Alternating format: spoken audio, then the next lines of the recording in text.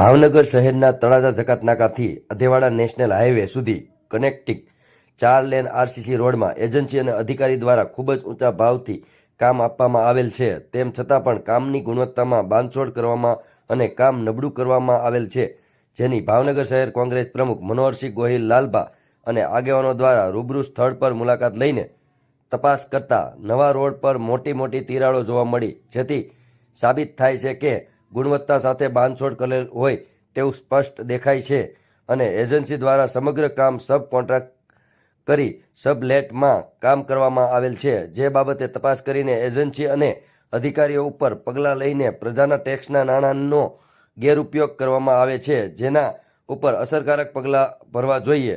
જો તાત્કાલિક પગલાં નહીં લેવાય તો ભાવનગર કોંગ્રેસ જન આંદોલન કરશે તેવી ચીમકી આપી હતી.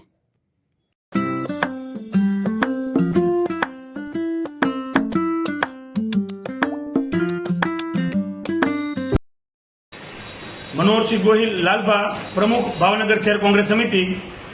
આજરોજ તળાજા જકાતનાકાથી અધેવાડા સુધીનો જે રોડ આરસીસી બનાવવામાં આવ્યો છે, જે નેશનલ હાઈવે ને કનેક્ટિવિટી રોડ છે, એ રોડની તમે હાલત જુઓ. રોડ હજી શરૂ નથી કરવામાં આવ્યો, એ પહેલા રોડની અંદર તિરાડો પડી ગઈ છે. એટલે આમાં હું સ્પષ્ટપણે માનું છું કે આમાં બહુ મોટા ભ્રષ્ટાચારની ગંધ આવે છે. ખાસ કરીને મારી ડિમાન્ડ એવી છે કે આનું ક્યુસી થવું જોઈએ અને કોર કટિંગ આનું સેમ્પલિંગ પણ થવું જોઈએ. અને હું એવું ચોક્કસ કહીશ તંત્રને કે આ કોન્ટ્રાક્ટરને બ્લેકલિસ્ટ કરવામાં આવે. જો આ કોન્ટ્રાક્ટર વિરુદ્ધ પગલાં લેવામાં નહીં આવે તો આગામી દિવસોમાં કોંગ્રેસ જલદમાં જલદ કાર્યક્રમ આપશે. તેની તમામ જવાબદારી ભાવનગર કોર્પોરેશનના પદાધિકારીઓને રહેશે.